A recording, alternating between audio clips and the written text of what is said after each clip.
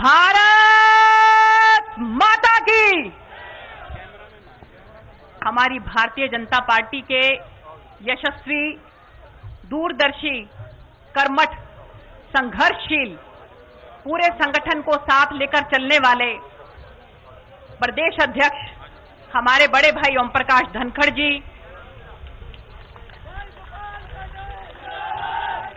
आज इस कार्यक्रम में, जिस कार्यक्रम का आज ये आयोजन किया गया है, जो कि मैं ये कहना चाहूंगी कि सारे इस प्रोग्राम की धुरी हैं, ऐसे हमारे भाई आपके एलनाबाद से भारतीय और जनता पार्टी और जेजेपी के साझा उम्मीदवार हमारे भाई गोविंद जी, जेजेपी पार्टी के यशस्वी प्रदेश अध्यक्ष हमारे भाई निशांत सिंह जी, डिप्टी स्पीकर हमारे भाई रणवीर गंगवा जी, हमारे सिरसा जिले के प्रभारी भाई अमरपाल राणा जी, पूर्व में मंत्री रहे और अब अनुसूचित मोर्चा के प्रदेश अध्यक्ष भाई कृष्ण पवार जी, युवा दिलों की धड़कन सिरसा जिले के भारतीय जनता पार्टी के जिला अध्यक्ष डबवाली से जिन्होंने चुनाव लड़ा, आप सब लोगों के चहेते मेरे भाई आदित्य देवीलाल जी, जेजेपी के जिला अध्यक्ष भाई सरवजीत मसीता जी, भारतीय जनता पार्टी के वरिष्ठ नेता हमारी प्रदेश कार्यकारिणी के सदस्य भाई सुरेंद्र आर्य जी, पूर्व में जेजेपी के प्रत्याशी रहे हमारे भाई ओपी सिहाग जी, पूर्व में भारतीय जनता पार्टी के एलनाबाद से प्रत्याशी रहे भाई अमीर चंद्र मेहता जी, पूर्व में कांग्रेस के एलनाबाद से प्रत्याशी रहे हमारे भाई रमेश भादू जी, मेरी बहन निताशा सिहाग, सागर केहरवाला जी जिन्होंने इस सारी रैली का आयोजन किया है, भाई बलकौर सिंह जी, रामचंद्र कंबोज जी, अमन चोपड़ा जी जो कि हमारे सिरसा जिले के दोनों महामंत्री हैं, भूपेश मेहता जी, भाई गोपाल जी, रविंदर बलियाला जी, जयपाल नैन जी, रंजीत बेनीवाल जी, जमाल से सरपंच आए हुए हैं, बहुत बड़ा गांव है, ऐसे सरपंच भाई नंदलाल सरपंच जी, अंजनी लड्ढा जी, रंजीत बाना जी, और आपके गांव के युवा और बहुत मेहनती सरपंच हमारे भाई सुनील जी, और इसके साथ साथ सम्मानित मंच मेरे समक्ष बैठे हुए मान सम्मान के योग्य मेरे बड़े बुजुर्गों, माएतों, मान सम्मान के योग्य मेरी माताओं, बहनों, प्यारे भाइयों और छायाकार मित्रों, मैं आप लोगों के सामने ये बात कहना चाहती हूं कि ये इलाका, आप लोग जैसा कहते हो कि भाई यहां पर तो गढ़ है, अब कोई गड़बड़ नहीं रह गया, यहां पर सारे गढ़ जो है वो गड़बड़ हो गए, और इसीलिए उन लोगों ने ये सोचा कि भारतीय जनता पार्टी की सरकार केंद्र में है, भारतीय जनता पार्टी की सरकार हरियाणा में है, भारतीय जनता पार्टी का सांसद आप लोगों ने अपने आशीर्वाद से चुन के बड़ी पंचायत के अंदर भेज दिया, तो उन्होंने सोचा कि अब इस इलाके का विकास होगा, तो इसलिए बढ़िया काम यह है कि इनको इलाके में घुसने ही ना दो। ये सिर्फ और सिर्फ बहुत बड़ी साजिश है। उनको ये पता है कि सुनीता दुग्गल का पग फेरा जिस गांव में हो गया, उस गांव में विकास होगा ही होगा, और इसीलिए उन्होंने ये सोचा भाई सुनीता दुग्गल को तुम गांव में ना घुसने दो। लेकिन भाइयों, जिस तरह से आप सब लोग यहां पर खड़े हो और जिस तरह से हमारा संगठन यहां पर एक है, अब दुनिया की कोई ताकत सुनीता दुग्गल को आप लोगों के बीच में आने से नहीं रोक सकती। हमारे बहुत से छायाकार बंधु एक तरफा वीडियो बनाने लग जाते हैं कि जी सुनीता दुग्गल आ नहीं रही, जी सुनीता दुग्गल आ नहीं रही। आज मैं आप लोगों के सामने बताना चाहती हूं कि हमारी सरकार ने केंद्र से और हरियाणा से आपके इलाके के लिए क्या क्या काम किए हैं। अपनी कागज पेंसिल निकाल लो और लिखना शुरू कर दो, और इसके बाद कोई ये बात नहीं कहेगा कि हमारी भारतीय जनता पार्टी ने आपके इलाके के लिए कुछ नहीं किया। अब आप एक एक करके सारी चीजें मैं गिनाऊंगी और आप लिखना शुरू करो। सबसे पहले मैं आपको बताती हूं कि हमारे इलाके ने 58 करोड़ की लागत से बड़ोपल और धांगड़ और खाराखेड़ी और दरियापुर में हमारी केंद्र की सरकार ने NH9 पर 4 अंडरपास मंजूर करवाए। 58 करोड़ की लागत से केंद्र की सरकार से मैं लेकर आई ये काम, आप लोगों के बीच में नोट करते जाइए एक एक करके। जोधका में, बड़ागुड़ा में रेलवे फाटक की समस्या थी, वहां पर रेलवे अंडरपास को मंजूर करवाया, मैंने करवाया आप लोगों के लिए। फसल बीमा योजना 2016 के अंदर जो है आई, कांग्रेस सरकार ने कभी 2 रुपए के चेक, कभी 4 रुपए के चेक। अरे मैं कह रही हूं वहां खड़े खड़े थक जाओगे, यहीं आ जाओ, बात सुन लो पहले पूरी, सारी बात सुन लो, उसके बाद जो तुम्हारा दिल करे वो कर लेना। 2016 के अंदर बीमा फसल योजना आई और आज तक हमारी सरकार ने हमारे किसान भाइयों को सिरसा के अंदर 1041 करोड़ रुपए अब तक दे चुके हैं हमारी सरकार। मैं कह रही हूं अपनी आत्मा के ऊपर, अपने दिल के ऊपर हाथ रख के मेरे किसान भाई बताएं कि हमारी सरकार ने अगर आप लोगों को समय से मुआवजा नहीं दिया तो दिया है कि नहीं दिया? दिया है ना? ये देखो, ये हमारे सारे भाई हाँ भर रहे हैं। अध्यक्ष जी आप ये देखिए, आपके सामने सबके सब हाँ भर रहे हैं। हाँ, और पिछली बार हमारे कृषि मंत्री हमारे सामने बैठे हैं, जिन्होंने आप लोगों की लड़ाई लड़ी, जिन्होंने कह के करवाया कि नहीं इस इलाके के मुआवजा मिलना चाहिए। और मुझे याद है भाई साहब कि आपने जब पिछली बार, धनखड़ भाई साहब एक बार इनको कहना जरा, हाँ जी अध्यक्ष जी, मुझे याद है पिछली बार जब आपने मुआवजा दिया था तो एक बार ये भी कहा था मेरा नाचन ने जी कर रहा है। इतना मुआवजा हमारे अध्यक्ष जी ने हमारे भाइयों को दिलवाया कि नहीं दिलवाया? दिलवाया ना।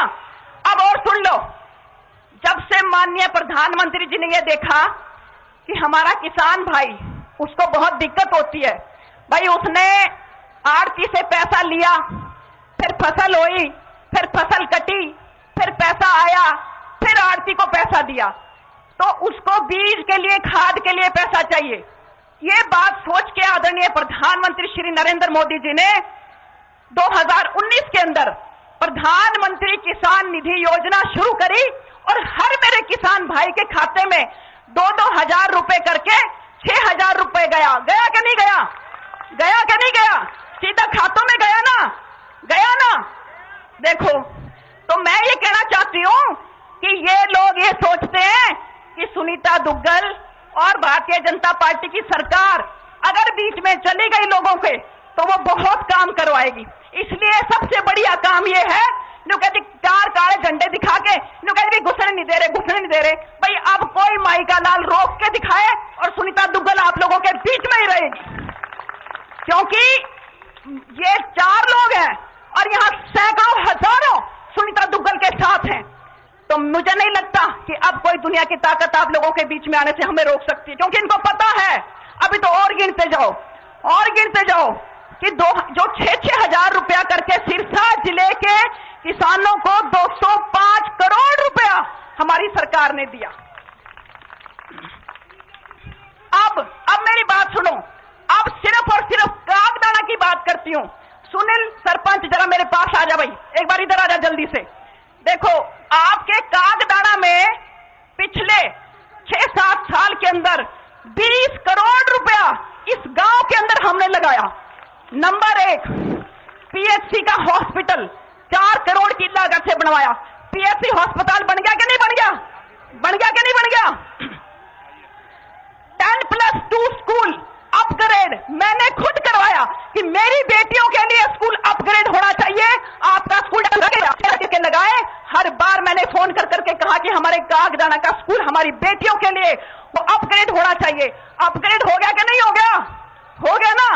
इसके बाद सुन लो मेरी बात, वाटर वर्क्स का निर्माण 1 करोड़ की लागत से हो गया कि नहीं हो गया? हो गया। ये छायाकार बंधुओं नोट करते जाना, जो ये पूछते हो कि सुनीता दुग्गल तुमने एमपी बनने के बाद क्या करवाया इस इलाके में।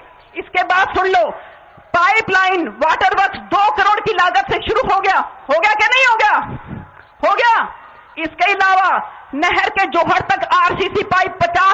की लागत से कंप्लीट हो गया, पूरा हो गया कि नहीं हो गया।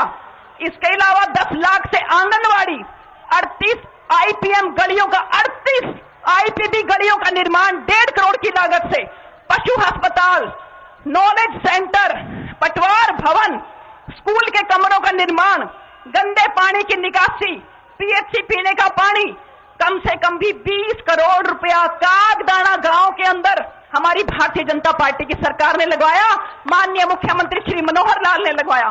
अरे वो ऐसा इंसान है जो ये नहीं देखता भाई इस इलाके से हमारा एमपी बना है कि नहीं बना है, इस इलाके से हमारा एमएलए बना है कि नहीं बना है, सारे इलाके को एक नजर से देखता है और हर इलाके के बारे में सोच रखता है और हर इलाके का विकास करवाता है। ऐसे हमारे माननीय मुख्यमंत्री श्री मनोहर लाल जी और हमारी भारतीय जनता पार्टी के प्रदेश अध्यक्ष, जिन्होंने कृषि मंत्री रहते हुए ऐसे काम किए कि मेरे मन से इनके लिए दुआएं निकलती हैं कि परमपिता परमात्मा करे कि इनको ऐसा स्थान मिले और ऐसा स्थान मिले कि हमारे किसान भाई जो हैं वो बिल्कुल तरबतर हो जाएं और ये कहें बहुत हो गया, बहुत हो गया, हाथ जोड़ के ये कहें जी बहुत कर दिया आपने। तो इसके साथ साथ मैं आपको बताना चाहती हूं कि यहां से आपके कैंडिडेट बाकी कौन है।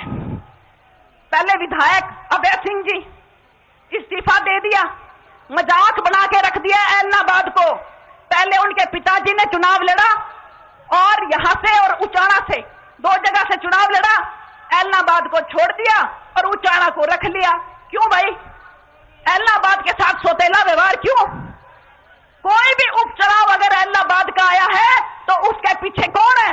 आईएनएलडी पार्टी है कि नहीं है? है कि नहीं है? अब फिर मजाक बना दिया तुम्हारा, फिर मजाक बना दिया। यूं बोला कि भाई ठीक है इस्तीफा देता हूं मैं, कानून वापस होंगे। कानून तो वापस नहीं हुए, फिर अब क्यों चुनाव लड़ रहा है?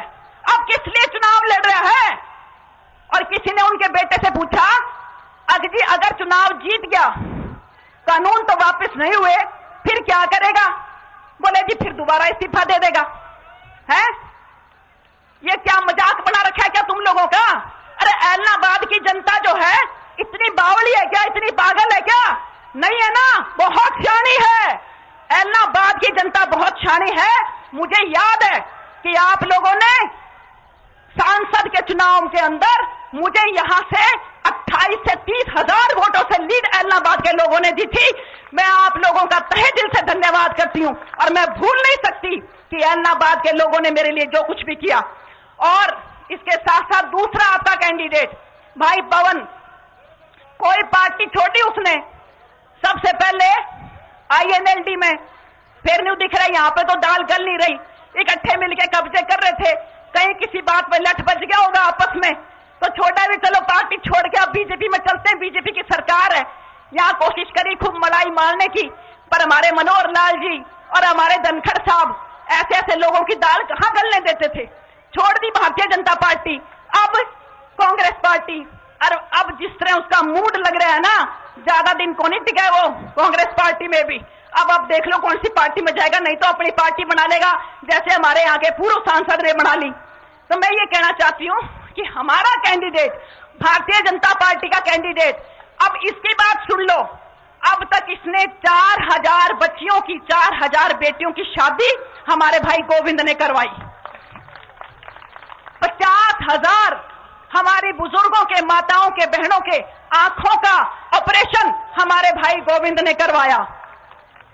कोरोना काल में 25 से लेकर 30,000 लोगों का खाना हमारे भाई गोविंद ने खिलाया। 50 बेड का अस्पताल कोरोना काल में हमारे भाई गोविंद ने बनाया। तो भाई ये तुम्हारी सेवा करेगा तारा बाबा कुटिया में जो है, वहां पर धोख मार के, और मैं तो कहूं लेके बाबा का नाम, बाबा रामदेव का नाम लेके, और आप लोग सारे के सारे अब की बार 30 तारीख को कमल के फूल का बटन दबा के ऐलनाबाद से अब की बार आप खाता खोल दो भारतीय जनता पार्टी का। और इसके बाद लारे अगली बार देख लियो आप, डबवाली से हमारा भाई, और सिरसा से भी, रानिया से भी, और आपके कालावाड़ी से भी 5 की 5 सीट हम लेकर आ जाएंगे भारतीय जनता पार्टी। ये मुझे पूरा उम्मीद है इस बात की, इस बात का मैं पूरा विश्वास भी दिलाती हूं हमारे प्रदेश अध्यक्ष को। तो भैया अब तैयार हो जाओ। और इसलिए क्योंकि ये पता है भाई, या बेबे है ना, क्योंकि इतनी बड़ी नौकरी छोड़ के इनकम टैक्स की, और कौन लेके आया मेरे को राजनीति में? मोदी जी लेकर आए और हमारे भाई ओम प्रकाश धनखड़ जी लेकर आए। मेरे को राजनीति में लाने वाले मेरे बड़े भाई ओम प्रकाश धनखड़ जी हैं। इनको पता है, आपको भी पता है कि मेरी ईमानदारी के ऊपर कोई उंगली नहीं उठा सकता। उठा सकता है कोई? नहीं उठा सकता। और इसलिए ये सोचा कि अगर ये गांव में घुस गई, अगर ये मायतों के पास चली गई और इन्होंने मायतों ने आशीर्वाद दे दिया, तो फिर यहां से ये गड़मड़ सब खत्म हो जाएंगे, सबका पत्ता बिल्कुल साफ हो जाएगा। तो इसलिए मैं आप सब लोगों को विश्वास दिलाती हूं कि भारतीय जनता पार्टी का कैंडिडेट जो है वो आप लोगों की सेवा करेगा। और इसलिए आप लोग 30 तारीख को हमारे भाई गोविंद कांडा को यहां से जिताकर छोटी पंचायत में भेजो। हमारे हरियाणा की जो सबसे बड़ी पंचायत है और हिंदुस्तान की जो छोटी पंचायत है वहां उसके अंदर आप विधानसभा के अंदर भेजो। और मैं पूरा विश्वास दिलाती हूं कि हमारा भाई आपके इलाके का बहुत विकास करेगा। इन्हीं शब्दों के साथ मेरे इतने मान सम्मान के लिए आप सब लोगों का तहे दिल से धन्यवाद। मेरे अंदर भी बहुत आग है, मेरे अंदर बहुत दुख है, बहुत तकलीफ है।